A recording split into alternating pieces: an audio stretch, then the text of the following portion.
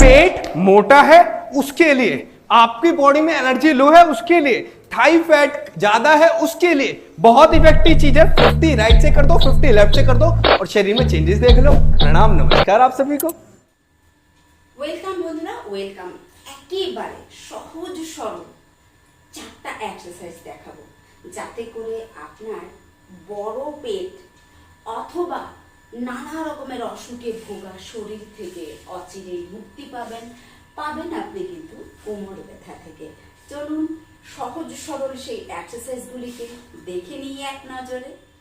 Comfortable এই রকমের একটা চেয়ার নেব, জাস্ট বসে পড়বো। এই এক্সারসাইজটা কিন্তু একটু বেশি বয়স যাদের তারাও করতে পারেন, এবং যাদের ওভারওয়েট রয়েছে, কঠিন এক্সারসাইজগুলি করতে পারছেন না, নানা রকমের অসুখ বিসুখে ভুগছেন, তাদের জন্য কিন্তু একেবারে অ্যাপ্রোপ্রিয়েট। তাছাড়া যারা সদ্য মা হয়েছেন তাদের জন্য, তাদের শরীরকে ট্রিম করার জন্য, শ্রিঙ্ক করার জন্য এই এক্সারসাইজটা কিন্তু জুড়ে নেই।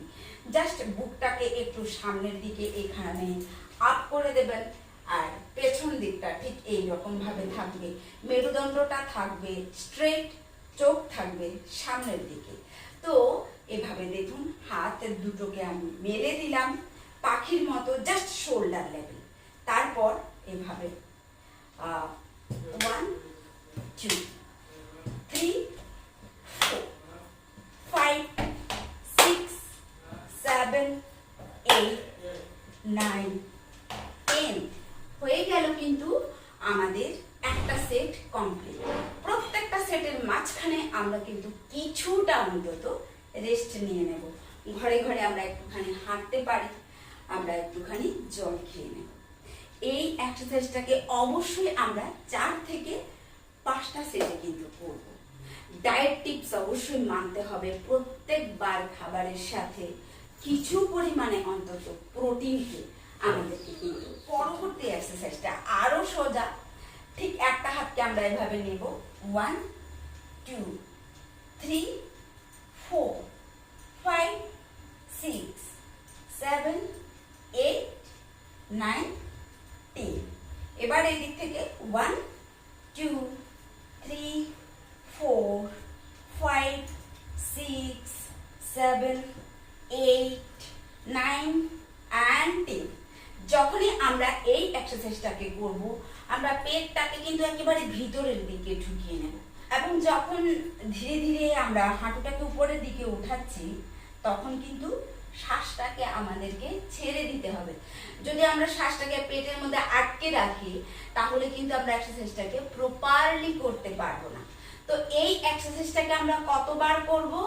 কমপক্ষে ওয়েট লস করার জন্য যদি হয় 100 বার করে কিন্তু করতে হবে।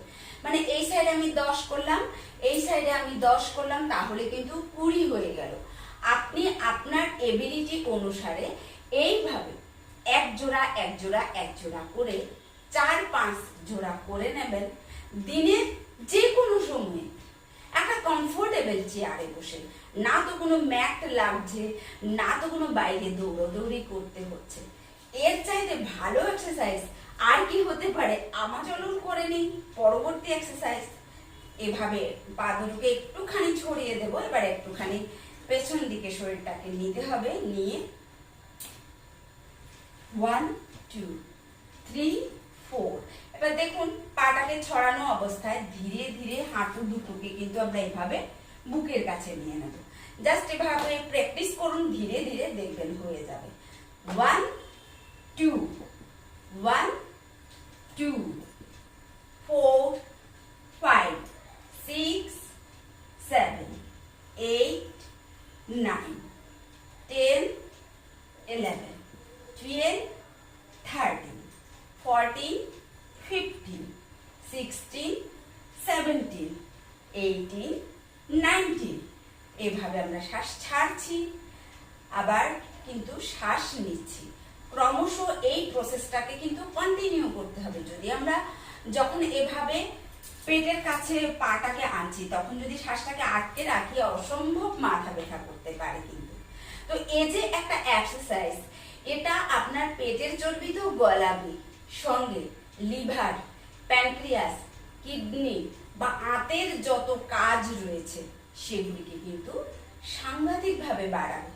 ডাইজেশন ইমপ্রুভ করবে। যে সমস্ত মেয়েরা পিসিওডিতে ভুগছেন, থাইরয়েডের ইস্যু থেকে ভুগছেন, তাদের আর কোথাও যেতে হবে না। দিনের যেই কোনো দুটো বেলা বসে একটা চেয়ারে বসে এই এক্সারসাইজটাকে প্র্যাকটিস করুন। ফ্যান চালিয়েই করুন, কমফোর্টেবলি করুন, তবে ভরা পেটে করতে যাবেন না, তাহলে কিন্তু এটার হিতে বিপরীত হতে পারে। মানে আপনার গা গুলোতে পারে, একটুখানি এক্সারসাইজ করে আপনি হাঁপিয়ে যাচ্ছেন, এই রকমটা কিন্তু হতে পারে। এবার যাদের ঘুমের প্রবলেম রয়েছে অবশ্যই কিন্তু এই এক্সারসাইজটাকে পারফর্ম করুন। এবার 1 2 3 4 5 6। কেন করব আমরা এই এক্সারসাইজটা? কারণ আমাদের প্রত্যেকটা প্রেসার পয়েন্টের মধ্যে কিন্তু স্টিমুলেশন আসছে, এবং আমরা সবাই জানি হাতের প্রত্যেকটা জায়গাতে এক একটা কিন্তু প্রেসার পয়েন্ট রয়েছে। যেরকম আমরা রাধা মাধবের কাছে হরে কৃষ্ণ এরকম ভাবে হাত তালি দিয়ে করি, এরও কিন্তু একটা সায়েন্টিফিক রিজন রয়েছে।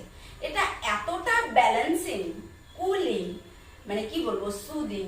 আমরা যদি ঘুমানোর আগে এই এক্সারসাইজটাকে কমপক্ষে 50 বারও প্র্যাকটিস করি, ঘুমের জন্য কিন্তু আর ভাবতেই হবে না, একবারে শিশুর মতো আপনার কিন্তু ঘুম চলে আসবে।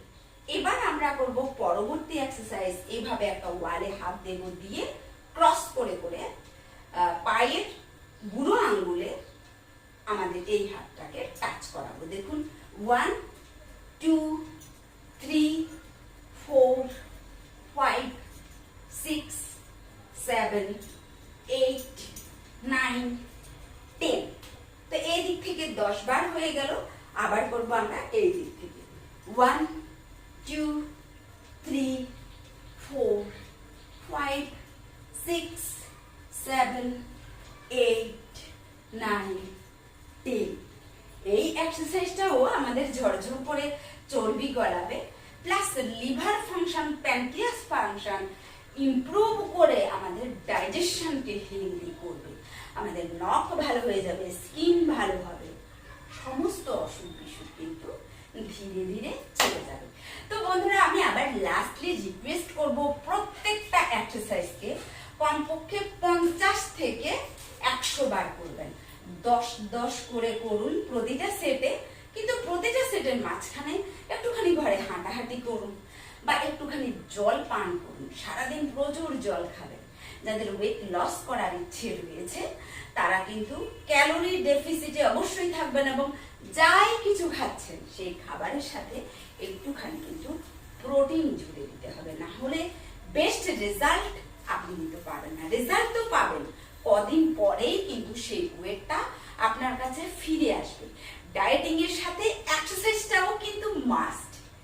কেন না, উইদাউট এক্সারসাইজ আমরা কিন্তু আমাদের বিএমআর যেটা রয়েছে, basal metabolic rate, complete rest অবস্থায় আমাদের যে এনার্জিটা খরচ হয় সেটাকেই কিন্তু বিএমআর বলে। এই বিএমআর কে আমরা যতদিন না বাড়াতে পারবো ততদিন আমাদের না কাজ করবে ডায়েটিং, না কাজ করবে অন্য কিছু টোটকা, জাদুটোনা টোটকা করে তো কিছুতেই ওয়েট শেপ করা যায় না। তারপরেও আমি বলছি, যারা এক্সারসাইজের সাথে ডায়েটিং এর সাথে আপনারা ওয়েট লস করছেন এবং সেটাকেই আপনাদের লাইফস্টাইল মেনে নিচ্ছেন, সেটাই কিন্তু পার্মানেন্ট সলিউশন। তো দেখা হচ্ছে নেক্সট কোনো এপিসোডে, নেক্সট কোনো ভিডিও নিয়ে। ততক্ষণের জন্য আমাকে বিদায় দিন। সবাই ভালো থাকবেন, সুস্থ থাকবেন। চ্যানেলটাকে কিন্তু সাবস্ক্রাইব করে যাবেন, শেয়ার করবেন বন্ধু বান্ধবের কাছে। বাই।